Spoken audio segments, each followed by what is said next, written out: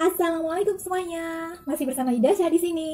Oh iya teman-teman, pernah nggak sih di antara kalian atau mungkin saudaranya, keluarganya atau tetangganya yang pernah mengalami kasus penipuan lewat telepon dengan cara hipnotis di telepon gitu? Mungkin ada yang pernah ya. Sebenarnya udah agak lama juga sih kasus seperti itu, tapi sepertinya sampai sekarang itu masih banyak gitu ya orang yang terpengaruh dan akhirnya tertipu gitu oleh penipuan yang via telepon itu, dan orang yang menjadi korban itu mengaku kalau mereka tidak sadar dan akhirnya disimpulkan kalau itu terkena hipnotis. Nah, di video kali ini aku mau berbagi tips nih dengan kalian. Ini menurut pengalaman aku sendiri, bagaimana cara supaya kita terhindar dari penipuan lewat telepon secara hipnotis.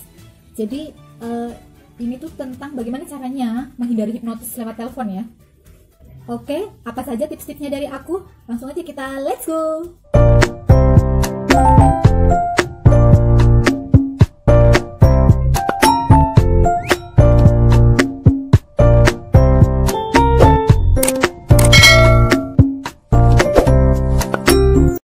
Nah, teman-teman, supaya kita itu jauh terhindar atau tidak menjadi korban dari penipuan dengan hipnotis lewat telepon, ada beberapa cara yang harus kalian lakukan. Yang pertama, yaitu tenangkan pikiran saat menerima telepon. Jadi ketika kita menerima telepon itu, usahakan pikiran kita itu tenang, tidak kalut. Jadi kita siap menerima informasi apapun dari telepon itu ya. Karena apa? Karena ketika pikiran kita itu tidak siap, itu akan mudah untuk seorang penipu itu mempengaruhi pikiran kita. Karena kan hipnotis itu masuknya lewat pikiran gitu ya. Jadi usahakan kita itu pikirannya tenang saat menerima telepon dari siapapun itu. Karena kan kita nggak tahu si penelpon itu penipu atau bukan gitu ya. Terus yang kedua nih, jangan pernah memberikan informasi apapun, terutama tentang kita, tentang keluarga kita. Karena kadang gini ya teman-teman, dari beberapa pengalaman yang aku peroleh nih dari tetangga, dari saudara yang mereka itu menjadi korban dari penipuan yang menurut mereka dihipnotis itu, dan aku pun sebenarnya pernah juga kayak menjadi korban percobaan gitu ya. Itu dan ternyata korban pun pernah di telepon itu dengan modus seperti itu juga. Jadi seumpamanya gini, misalkan ini yang sering terjadi dan hampir semua orang itu akan panik dengan telepon itu. Biasanya si penipu itu menelponnya dengan mengabarkan bahwa anggota keluarga kita, siapapun itu mengalami musibah. Musibahnya ada yang bilang kecelakaan, ada juga yang misalkan tertangkap polisi karena narkoba atau apalah, pokoknya sesuatu yang membuat kita itu panik gitu. Nah, kalau kita tadi di awal kan pikiran kita tenang gitu, kita tidak akan mudah panik ya. Karena apa? Karena kepanikan itu hanya akan membuat kita mudah untuk dipengaruhi. Nah, ini kan yang kedua tadi aku bilang jangan memberikan informasi. Karena sebenarnya yang mereka lakukan itu bukan mereka itu tahu tentang kita. Kan misalnya gini ya, ini dari tetangga aku tuh kan ada yang dibilang gini, katanya, "Bu, anak ibu masuk rumah sakit," katanya gitu. Nah, padahal si penipu itu kan nggak tahu anak kita itu siapa, umurnya berapa. Nah, kadang justru kita sendiri yang memberikan info ke mereka. Misalnya gini, misalkan kita punya anak tuh, anaknya namanya Siti misalnya gitu. "Wah, Siti? Iya Pak, iya Bu," gitu kan. Mereka langsung menanggapi seperti itu. Tapi kalau kitanya tenang gitu, mereka juga akan kesusahan menipu kita. Misalkan ditanya, "Anak ibu kecelakaan, anak bapak masuk penjara." Tanya dulu, siapa namanya gitu kan. Misalkan namanya Siti. Siti siapa? Coba sebutkan dengan lengkap. Nah, dengan begitu mereka pasti akan mengalihkan pembicaraan dengan kata-kata yang lain. Dan mereka akan kesulitan juga kalau kitanya tenang. Tapi kalau kitanya begitu dikabari, orang tua Anda kecelakaan gitu, langsung, "Oh bapak, oh begini begitu," wah langsung panik gitu. Itu akan jadi mangsa yang empuk sekali buat mereka. Tapi kalau kita tenang, kita tanya, itu yang kecelakaan namanya siapa gitu kan. Terus nama lengkapnya siapa. Pokoknya harus sedetail mungkin kita yang kita jangan mudah terpancing, jangan memberikan info apapun selama bukan mereka yang memberikan info. Karena kalau memang benar itu adalah informasi kalau keluarga kita itu ada yang mengalami musibah, justru mereka yang mengabari. Misalkan mereka yang menanyakan, misalkan, "Apa benar ini saudaranya Pak Budi gitu, Pak Budi siapa gitu kan, Budi Supriyanto misalnya kayak gitu." Nah, jadi kan kita tahu. Tapi kalau belum apa-apa kitanya memberikan info, itu udah empuk banget buat mereka. Terus nih, tips yang ketiga itu menurut aku, keluarlah dari ritme percakapan itu. Maksudnya gimana? Maksudnya gini, seorang penipu apalagi lewat telepon gitu, itu biasanya melakukan pembicaraan itu dengan ritme yang sama. Contohnya gini, kalian pernah nggak ditawari suatu produk oleh seorang salesman atau sales wanita di sebuah mall atau mungkin di sebuah acara, itu pernah kan? Nah, coba kalian perhatikan itu bagaimana cara mereka bicara. Nah, mereka bicaranya akan lewat ritme yang sama. Misalkan gini, selamat siang Bapak Ibu begini. Nah, mereka itu akan selalu dalam dalam ritme nada yang lurus gitu. Nadanya seperti itu. Dan itu kalau kita fokus dengan ritme mereka, kita itu hanya akan bilang ya. Nah, karena itu yang mereka inginkan.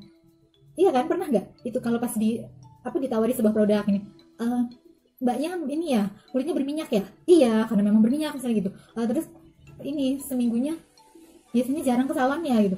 Iya. Nah, itu yang mereka butuhkan, itu yang seperti itu iya, dan akhirnya kita cuma mengiyakan apa yang mereka katakan. Nah, itu yang aku maksud dengan ritme itu seperti itu ya. Jadi kita tuh keluarlah dari ritme seperti itu. Jangan semua diiyakan, tapi kita cerna gitu. Terus kita sibuk dengan kita sendiri, jangan nurutin ritme mereka gitu ya. Nah, terus yang keempat itu kita balik bertanya. Ini ada kaitannya dengan tips yang kedua tadi ya, bahwa kita jangan memberikan info apapun. Nah, justru kitalah yang balik bertanya. Misalkan dikabarkan kalau anak Anda mengalami kecelakaan, kita yang balik bertanya, anak saya ya nggak apa-apa lah ya bohong gitu ya. Misalkan anak saya yang mana? Anak saya nggak cuma satu gitu. Walaupun kadang anak kita cuma satu, tapi bilang aja anak yang mana gitu. Ya, laki-laki atau perempuan. Terus, nah kan dari situ ketahuan kalau kita cuma punya anak satu, kebetulan anak kita cuma laki-laki, terus dibilangnya yang kecelakaan perempuan, kan jelas itu penipuan ya kan. Ataupun sebaliknya. Terus kalau misalkan anak kita laki-laki, terus dia bilang laki-laki, tanya, jangan memberikan info. Oh, si Zaid gitu. Oh, anakku Hafid. Oh, anakku Budi. Jangan langsung kayak gitu.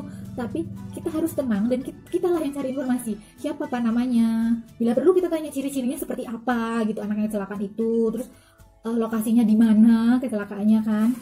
Nah, terus juga kalau misalkan kecelakaan, kita tanya dia dilarikan ke rumah sakit mana. Karena ini rawan banget.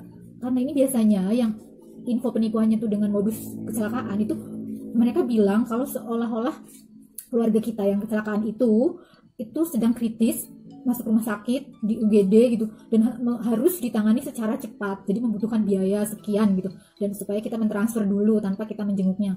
Nah, kalau misalkan nih beritanya seperti itu, kita nggak usah panik, kita tanya detail, dan bapak yang menelpon ini namanya siapa gitu kan, biar saya aja yang kesana gitu, biar saya sendiri kesana. Seumpamanya kita memang pada kenyataannya nih kita jauh gitu ya sama kerabat kita atau keluarga kita yang diinfokan kecelakaan kritis tersebut, kan kita bisa aja pura-pura bilang gini, saya ada saudara yang di satu kota dengan dia, biar saudara saya yang kesana.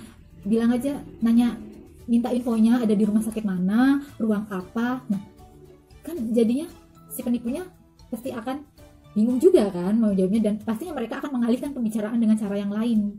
Nah, terus tips yang kelima nih berkaitan dengan yang keempat tadi, setelah kita balik bertanya, itu kita ya anggap aja itu kita tutup percakapannya, entah mungkin iya atau gimana.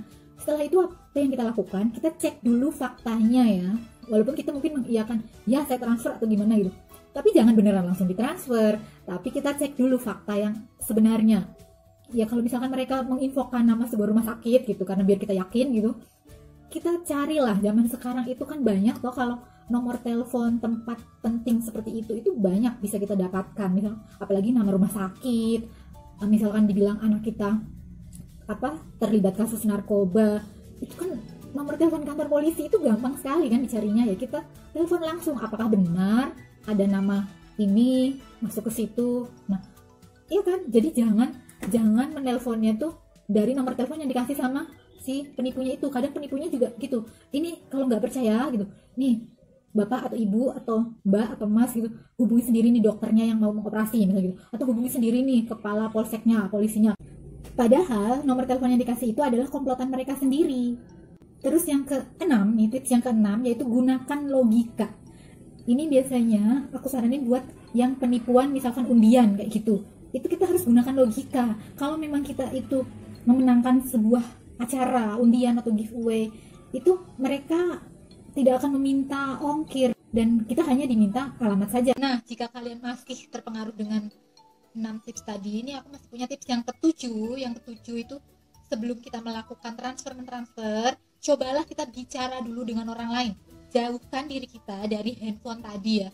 Coba bicara dengan orang lain, dan orang lain ini orang yang bijak ya, jangan orang lainnya tuh orang yang agak negatif dan dia nggak berpengalaman, nggak ngerti apa-apa, yang ada kita malah diperkeruh suasananya. Jadi bicaranya tuh dengan orang yang menurut kita orang ini bijak, orang ini berpengalaman, mengerti hal-hal yang kita tidak tahu kayak gitu ya. Jadinya dia mungkin akan mengingatkan kalau kita sedang dicoba untuk ditipu kayak gitu. Nah, terus tips yang terakhir nih, dan ini pastinya nih harus kita lakukan nih, itu jangan lupa kita itu harus selalu berdoa setiap melakukan hal. Sekecil apapun hal yang akan kita lakukan, usahakan kita itu berdoa.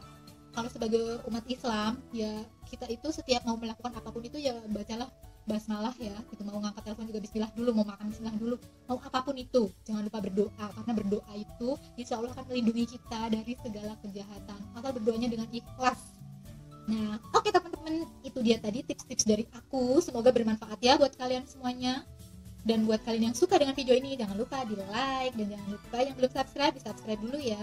Boleh juga komen nih pengalaman kalian seperti apa ketika menghadapi hipnotis seperti itu. Dan silahkan juga di share video ini ke sosial media kalian supaya teman-teman kalian yang lain juga tahu tentang tips-tips dari aku ini. Oke, terima kasih teman-teman yang sudah menonton video ini sampai selesai. Dan jangan lupa tonton juga video-video aku yang lainnya. Terima kasih. Wassalamualaikum warahmatullahi wabarakatuh. Dadah.